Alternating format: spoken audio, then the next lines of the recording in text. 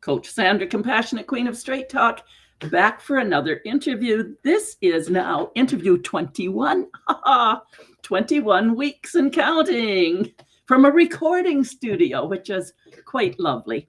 And I'm so thrilled today to have my, I guess we're partners in crime, aren't we? Part of our culture sync with the Paro group. And that's how we met. I've got Tanya Nesterenko with me today, and she's you are a certified executive coach and registered speech language pathologist. I always have to read it because otherwise my tongue would flip over top. Welcome, Tanya. Just introduce yourself just very briefly. I like where you used to live too, where you grew up. Put that in too, because you're just the girl. No, you're not just. So yes, my name's Tanya, and I love what I do. How do I start? I love what I do. You already said what you need to say about me. I love what I do. I am an executive coach, and what I really love is I love helping people communicate and have connecting conversations. And I think this is a part of who I am authentically. I grew up in Northern Ontario where we lived in the community. And to this day, I love to live in the community. I live in the beaches where I found my community, where I'm connected with people. And whenever I go outside, I say hello, I connect with my neighbors, even if it's just for a brief moment. And that's part of who I am. And I believe our world that we're living in, we need a lot more connecting in this world using our conversational intelligence. And I think that's probably why we were attracted to each other and both decided to stay in the same group, because community is in my bones as well. Even though you're much younger than I am, I think the benefit of being in the North was that you still had community, where today, so many people your own age, in this area at least, that has been lost because families have separated, they're scattered all over the place, and we have not taken the time to build community. And that gives us a great little segue in to conversations about the letter L. I like the way you put that, the letter L. Let's both say it together. L is for loneliness. Loneliness. You darn right. Yes. And that is a word that we do not like to utter, the L word, loneliness.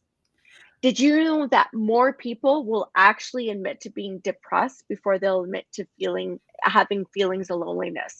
I wonder if they even realize that's what it is. They're feeling depressed, but don't recognize that they're actually lonely.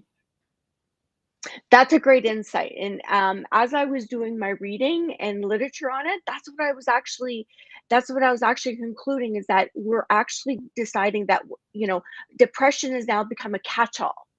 But in order to treat our depression, we have to figure out what is motivating, what is fueling it. And this is why I wanted to talk today is about the L word, loneliness, that we're not talking yet about because we're not willing to admit that we're lonely.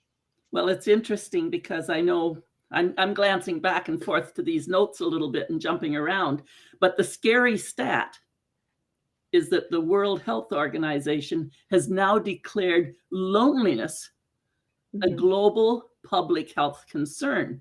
And even worse than that, we're both Canadians. You're in the beaches in Toronto, and I'm a couple hours from Toronto. And Toronto has been declared Canada's most lonely, the most lonely people. That's a very sad statement for not only for Canadians, but for people of all ages.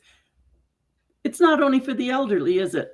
Just because I'm an old fart doesn't mean that I get more loneliness than you get, if, for instance, are your age. No, and I think what ends up happening is that we think of lonely people as the elderly, and now it's extending beyond, it's to all generations. One of the huge culprits, and don't send me too much hate mail, but one of the big culprits is our technology. Our technology has served us so well, yes, and has allowed us, and actually I should probably turn my phone off. There we go. Our technology has served us so well in some things. Like today, we're able to do our live streaming and conversation with Sandra because of technology. But on the other hand, things that we don't have to go to the bank anymore. We could do it online. We don't have to speak to anybody when we go to the grocery store. We can check out by ourselves. And what's been happening is how we're connecting with people. We're now connecting with them on social media. And we're spending hours going through our social media, connecting with on social media, then on Facebook, on Instagram, giving likes, welcoming emoji reactions, but we're not having that visceral, in-person, in vivo connection with people. And that's what's That's missing. true. Yeah, Mhm. that's true. My adopted granddaughter, Saganette, when she was about 12, and she was very gregarious. I mean, she was just having fun at school.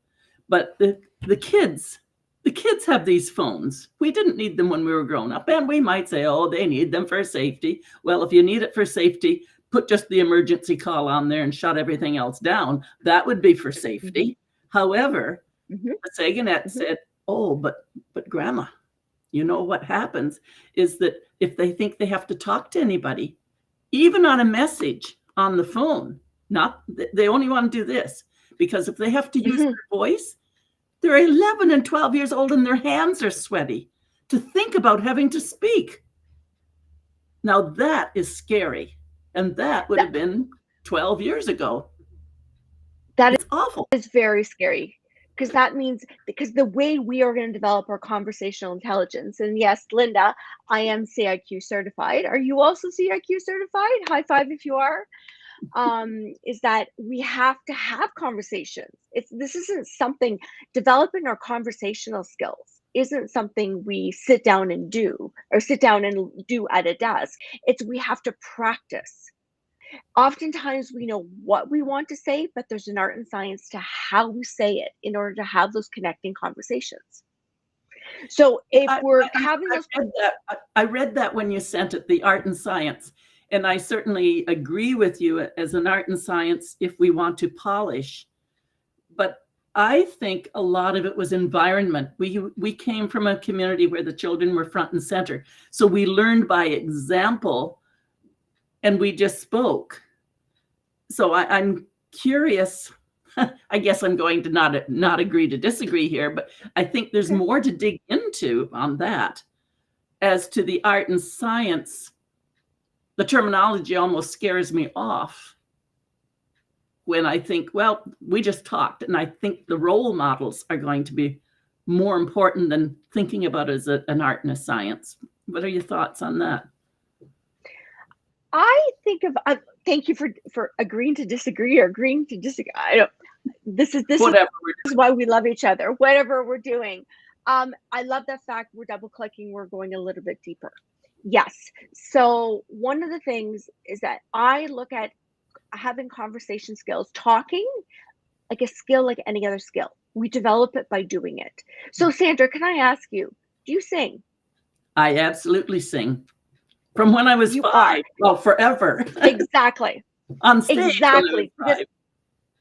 I know you are, yes, you sing beautifully. But oftentimes when I actually ask somebody, do they sing? They go, oh, no, I don't. And I think, no, everybody sings. Everybody cooks. Everybody talks. Everybody moves their body. But sometimes just some of us, we move our body better, more easily. We're called athletes. We sing better than the average. They're called singers. Some of us are just better conversationalists naturally. It's something we all do. And the only way we're going to do it better is by practicing, by engaging in it. I remember in my little one-room country school, we had amazing teachers. We had Margaret Chase. I had her for 5 years, grade 1 to 5. And she would run that school, one room with 8 grades. And the kids that were more gregarious, like myself, I guess, that wanted to be front and center, and we had skills that were stage presence. Mhm. We did that, and that was built up. And others just wanted to do with their hands, and that was built up. But in the end of it all, we all still had to speak. So it was beautiful that we didn't force people to be presenters and on stage, but they still had to report back to the classroom the experience of making the backdrops and all of that stuff. I think that's where my sense of community comes in, with everybody shining in the areas that they need, which meant I'm not the star. I'm only part of it. And I can't be there without the others supporting from the back. And the ones in the back that want to make those backstages can't do anything if there's no show. This pulling it together. Exactly. And how do we stay connected as a community? Through conversations, through having all these different type of conversations all day long, whether we're at the office or whether we're pulling together a play. I hate to say this, but I think we're starting to agree. Isn't it lovely coming in from different perspectives? That to me is the beauty of conversation, is not to run away from each other, but to say, oh, actually, I think we had something that we were sharing in common. Abraham Lincoln, wasn't that where you had it? Let me find that. Abraham Lincoln, you probably know it right off. Oh, that's one of my favorite quotes by Abraham Lincoln, that said, I do not like this, I must get to know him better. And isn't that great? It's beautiful. Even my mom growing up, I remember my mom telling me at one point in time, read a book you don't agree with, right? To understand somebody else's perspective. And this is the same concept, is that upon hearing something you don't like, stay in there, stay in that dance of having that conversation, of being able to ask questions and be able to listen, to find out, to understand. Beautiful thing about books. Sorry, I jumped right in there on you. Go ahead. Beautiful thing about books, I used to be not afraid of them, but reverent. Oh, that's a book. It said it in the book, therefore it is. And one beautiful day, I had this recognition. Oh, crap, I've just got a whole wall of conversations. Doesn't mean they know something I don't know. It means they put it in a book, and now we're having a conversation. So being able to break ourselves out of this awe and wonder of somebody that appears to be much more successful at any one point really opens us to the conversations again, Tanya. Oh, indeed. And this is getting out of our positional, which is CIQ called level 2 position, where I'm coming in with my position and I'm coming in to defend my position. We want to be in level 3, which CIQ calls transformational conversation, where I'm coming in to connect, to listen, to understand, and to add value. So that's why I talk about, I'm here to help people have conversations in order to connect, in order to co-create and innovate, because that is the only way we are going to be able to innovate. If not, we are going to continue to be in our separate camps, fighting each other, rather than creating and innovating. And that's so much fun when we get curious about each other and uncover each other's, oh, teach me about that.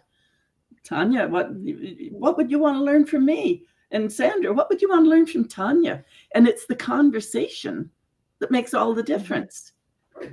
So let's get back to the loneliness, the L for loneliness. What's happening that Toronto in Canada, of all places, would be the lonely city? Well, I don't know yet what makes Toronto the loneliest city, but I know when you're here, here's an idea. Here's one of your challenges. I have a couple challenges, but here's challenge number 1 for anybody who's listening. Ditch your phone. Leave it in your pocket when you're walking. As soon as you leave the house, throw it into your pocket. Why? Because there's so many times you are going to cross people. Sorry, no. You're gonna run across. You're gonna croiser des gens. You're gonna run into people. You're gonna crossing the street. Say hello, smile, nod, open a door, tell them have a good day. Having all these small points of contact with strangers will actually fill our loneliness bucket and actually counterbalance it. It could be that easy. It can start there. I like to get curious in the grocery lineup. Sometimes I see some good-looking younger people, and I say, "Oh, are you having a party? You've got like 12 bags of chips and a case of pop. What's happening to your life?" And they laugh because here's this crazy old woman talking to them, but if they feel better, and I feel better. Absolutely. We feel better when somebody acknowledges what we're doing. It doesn't necessarily have to be a compliment, but it's that brief encounter where we're just transmitting those connecting hormones and chipping away at any kind of loneliness we might. So Sandra, I know that I often I'll often respond to the cashier. She says to me, "How are you? Hello, how are you?" And I'm like, "I'm really tired today." And I pause. Or I am having a super duper day, or even I am having a crummy day. And I pause and I see what they're going to say. And we have a moment of connecting, even if it's brief. So, this is something we all can do. And this is really to help combat something what it's actually Dr. Vivek Murthy, who is a Surgeon General of the US, who is the big research on loneliness. And he talks about 3 types of loneliness, and that will really having these moments of connectivity with strangers will really help our collective loneliness. Okay, so I know you'll have the 3 of them. Let's talk about the first one. You know what it is off the top? Yeah, the first one is intimate loneliness. And that's the Intimate? desire to share. Are you saying intimate? Intimate. Yeah, intimate. Okay, so with a spouse or like intimacy, that we have a deep connection, whether it's a spouse, a child, a family member, that one, having that intimacy will really counterbalance that intimate loneliness. Right? Okay, I would say if you and I we're able to get together with coffee in the reality, but even here, we're having really an intimate. We care about each other. We've not really met each other, but we care about each other, and there is a sacredness to a relationship of friendship or family, and I think that's what we experience when each of us in our little Pero group, we're all connected because we care. And so intimacy doesn't, I mean, I'm alone. I don't have a husband, don't have a partner. And so that's a different kind of isolation. And yet I don't suffer with loneliness. Oh, it doesn't mean you necessarily suffer. It just means these are the 3 types of loneliness that are out there. And how we have to, you can't just say, get out of the house. If someone says, "I'm lonely," at that point in time, you can't just say, "Well, that's easy. Go join a group. Get out of the house." You have to actually, it's just like if I start banging my head is because I have a headache. Because if I have a headache, you're going to offer me Advil. If I'm frustrated, you're going to offer me a hug. It's the same thing. If someone just says, "I'm lonely," you can't just give that answer. You have to stay in the moment and find out, what is that loneliness? Is it intimate loneliness? Is it social loneliness? Which means, do you have a social group? So you're part of that group, I believe. I look forward to our monthly meetings once a month. Right? And having that connectivity where we're social and we're laughing. Do you have that network of friends where you have that intellectual stimulation you're looking for, where you're able to go out and have a good laugh and a few drinks? Or do you have those friends that kind of have your back?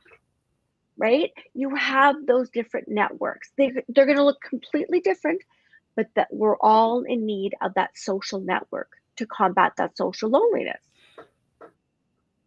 which is, of course, community. Right. So we've kind of gone into community, but it's so critical to recognize, if I go out here, I'm in my little neighborhood. Somebody said, "How anybody stands Toronto?" But I recognized decades ago that people that live in Toronto have their own little community. That's where we get all the different names. There's York, there's Richmond Hill, there's Markham, there's all these different, they were all little towns that eventually just grew together. But that little town within that region still feels like their town.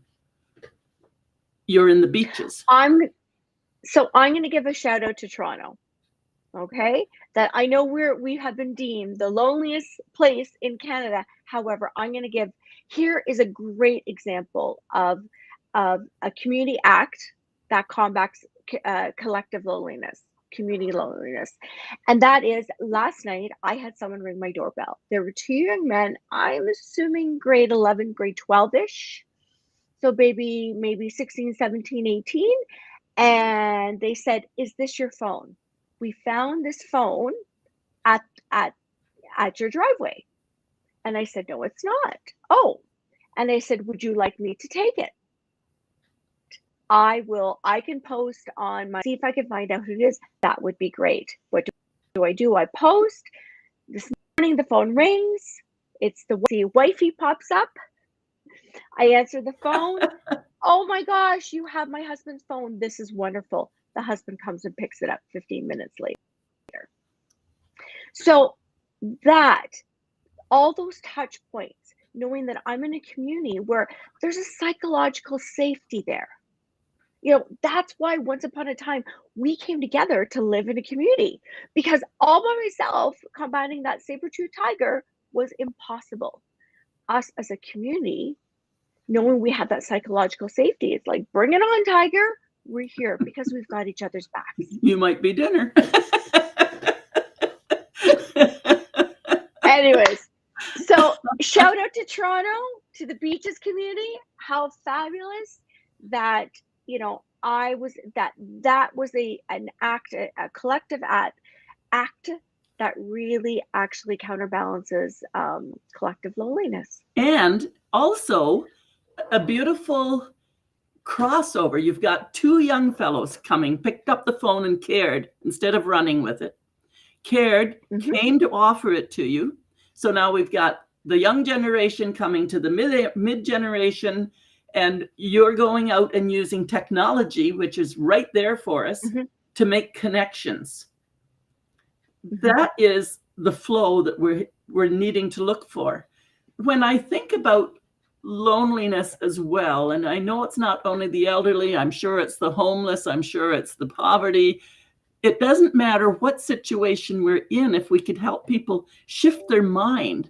Community is that next person you see, the very next person you see, and come together and expand, I mean, the old stone soup.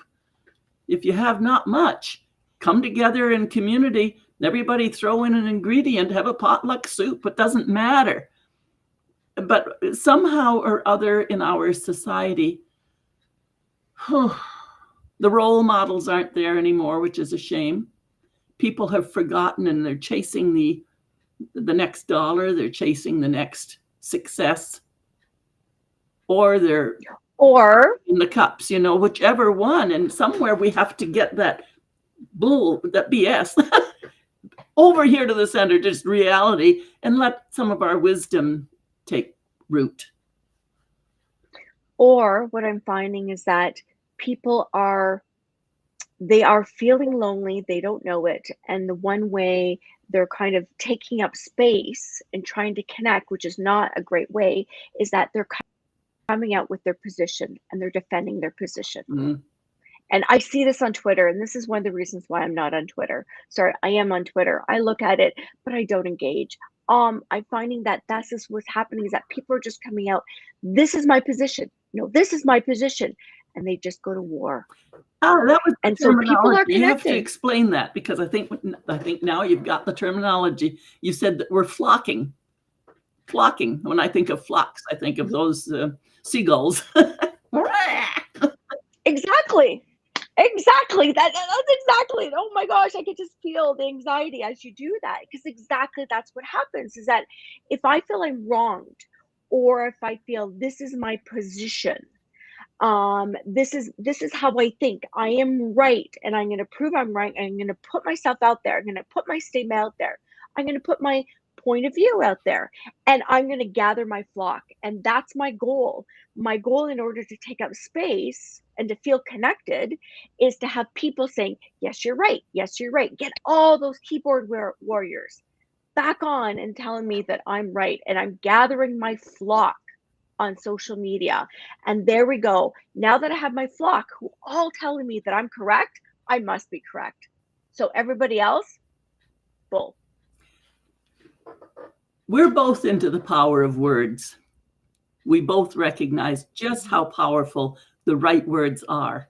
And I am just having these feelings. I'm recognizing the energy flow of the word flocking versus tribe. Oh, we found our tribe. That's lovely. A flock should be the same thing, but we don't even, you even hear the word flock. It's an explosive word. And tribe. And you even went like, I know. Like that. Isn't that interesting? And yet at the end of the day, it's the same thing. Even Jesus had his flock. But in terminology today, energetically, when maybe it's because we're referencing that idea of flocking is like swarming versus finding our tribe. And in loneliness, if we can find our tribe. So it's about coming together and finding our tribe. Yeah. In love. Coming together in love instead of anger, I think, or positioning. In position, right? It's rather than to impose our position, we want to share our position, and we want our position to evolve. That's the difference. It's about imposing our position versus sharing. I want people to share their positions. I want to hear people. Yes. But we can't be imposing our position. We can't be sharing our position with the goal of, I want to prove that I am right. I think we've hit the bingo in here, because in the choice of words and hearing flocking versus tribing, sharing versus imposing, we're bringing together a beautiful community. I would love to see retirement homes, retirement residences, inviting students to live there. Which I know you've heard of. I've heard of it in other countries, but I really think we're overdue to smarten up Canada, smarten up, get these generations together again, because then for old people, as there are so many people dying around them, and I'm a great example of that, I have a lot of people dying around me that I've known for many years, but I also have far outplaced the number of younger people I'm with. And that's intergenerational. And I think intergenerational, it solves so many, these programs can solve. So Toronto, Ontario, Canada, are you listening? Because I think it was probably a provincial problem. Or it would be a provincial mandate. So it would help contribute to the home housing crisis. It would help contribute to the affordability crisis. It would help contribute to loneliness. It would help contribute to education. Because I believe if the elderly can learn from the young and the young can learn from the elderly, because sometimes we need to go old school. And sometimes we need to be open to learning to do things new ways.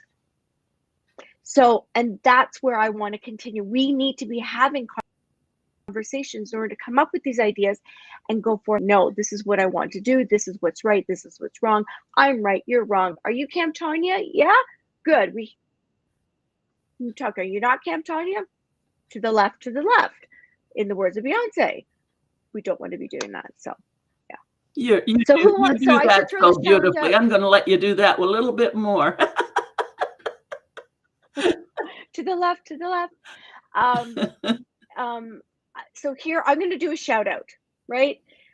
Who all your listeners, and you have a huge following, Sandra, and I love what you've been doing. Thank you.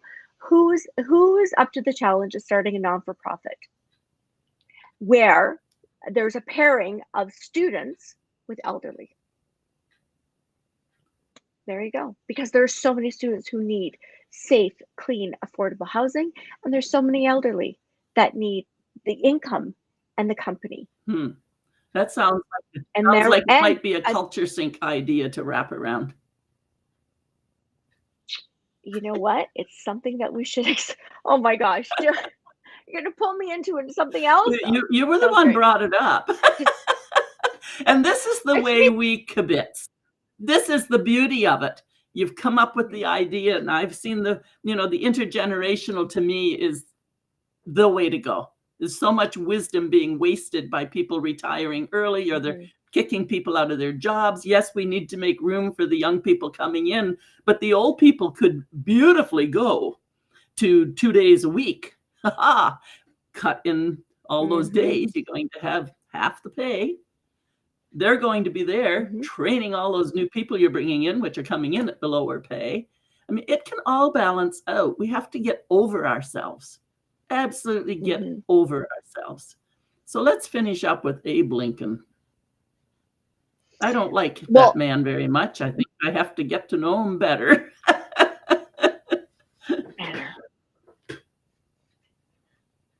So it's going to be easy to have conversations with people we like.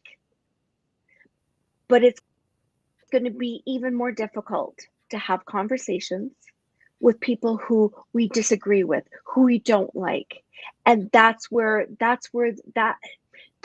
things are going to get lost in translation. That's where we're going to be positional, and that's when we're going to be gathering and flocking, and that's when we're going to be kicking people out, and that's where cancel culture also part of it comes from. And I don't want to be canceling people out. I want to be including. So using your conversational intelligence to engage other people is going to be a way towards our inclusion. And for me, it's curiosity. I see people from different cultures and races, and I'm just curious. And I'm inviting people to get curious and ask. So many times we want to be heard. When listening, we could just listen as well. Take our turn. Tanya, it's been such a pleasure having you here to talk about loneliness. I don't know if we got all the solutions out there, but please, people, just smile at each other, say hello, and maybe even meet somebody on the street when you're chit-chatting, and just go in and have a coffee. That's actually, there's another one, the human library. The human library. Pretend. Oh, yes. Pretend you're walking around the human library. It's not got to be set up. The human library is the cashier at the grocery store. The human library is whoever we run into, and read their book. Read them. Can I give one more tip to help connect more easily with people? That is super, super easy. Is that when you're talking to somebody, at certain points, insert their name. Sandra, I really like that idea. The fact that I said your name first means I'm talking to you, and what I have to say is important, and I want you to hear it, and I'm connecting with you, because our name is our identity. Versus, hey, I really like that idea. Hey, Sandra, I really like that idea. It just deepens that connection. It's something that's so easy. So when those two boys left, I said, what are your names? And I can't remember the first one. The second was Devin. But I turned and I just said, thanks, John. Thanks, Devin. That was awesome of you. And they you just saw them like, oh, okay. And that was just a nice, easy way to connect, is by using somebody's name. That's beautiful. I think it's a wonderful way to finish.